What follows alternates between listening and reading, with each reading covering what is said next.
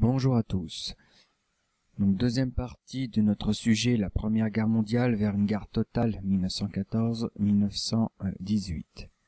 Donc aujourd'hui nous allons surtout évoquer les conséquences à la fois militaires, humaines et les conséquences révolutionnaires. Donc premier point, les conséquences militaires et humaines.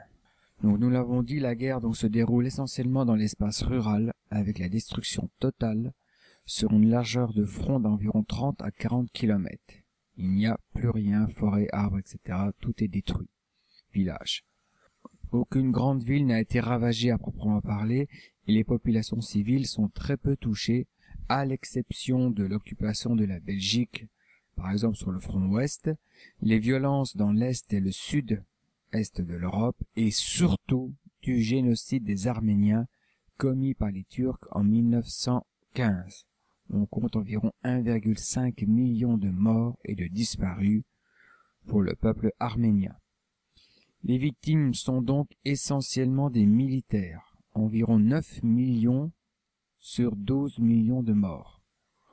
On compte aussi des millions de blessés et de mutilés de guerre.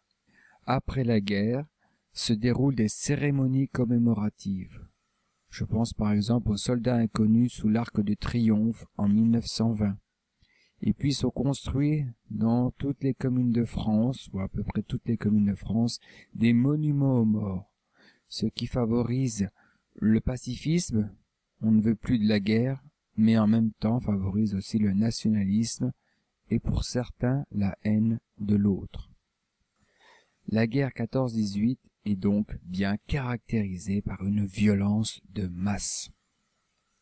Le second point que je veux évoquer dans cette vidéo sont les conséquences, on va dire, révolutionnaires. Première idée, les grands empires disparaissent. Effectivement, l'Allemagne, l'Empire allemand, l'Empire d'Autriche-Hongrie, la Russie et la Turquie sont remplacés par de jeunes démocraties ou, pour la Russie, cas un peu particulier, par un gouvernement communiste et aussi par la guerre civile. En effet, en 1917, la Russie se retire de la guerre, touchée par une révolution qui renverse l'empire des tsars et met en place un gouvernement communiste dirigé par Lénine. Lénine souhaite aussi que la révolution se passe dans les autres pays, d'où des tentatives de révolution à Berlin en 1919. Deuxième petit point, deuxième idée, c'est l'idée que Lénine, le dirigeant communiste en Russie, et Wilson, le président américain, revendiquent le droit des peuples à être libres. Il y a donc un début de contestation officielle de la colonisation et du pouvoir européen. Ils refusent l'impérialisme européen. Les États-Unis, il faut le souligner, deviennent aussi la première puissance industrielle du monde. Wilson, le président américain, lance également la création, avec des hommes politiques européens, la création d'une Société des Nations Unies avec pour but d'empêcher une nouvelle guerre mondiale.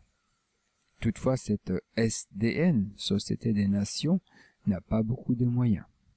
Troisième petite idée, de nouveaux États démocratiques naissent. On peut penser par exemple à la Pologne, l'Estonie, voire la carte. Ces pays sont aussi vus comme un moyen pour empêcher une avancée du communisme vers l'Ouest. On parle de cordon sanitaire. Je rappelle que le communisme prône par exemple cette idée d'absence de propriété privée et de partage des biens de tout, donc ce qui peut inquiéter les puissances capitalistes. Quatrième idée, la jeune démocratie allemande en 1919 empêche la révolution communiste spartakiste de Rosa Luxembourg. Mais en même temps, elle ne peut se défaire de l'image d'un régime qui a accepté une paix honteuse, un diktat, le traité de Versailles du 28 juin 1919. En effet, l'Allemagne est déclarée seule responsable de la guerre selon ce traité. L'idée est très mal acceptée par beaucoup d'Allemands, d'autant que la guerre n'a vraiment pas eu lieu dans le pays, à proprement parler. En conclusion, on peut voir donc une nouvelle carte de l'Europe se dessine, mais aussi une Europe il faut reconstruire, une Europe en peine, en douleur, et puis une Europe sous tension, avec par exemple des violences politiques très importantes en Allemagne, source de conflits futurs peut-être. Voilà, je vous remercie.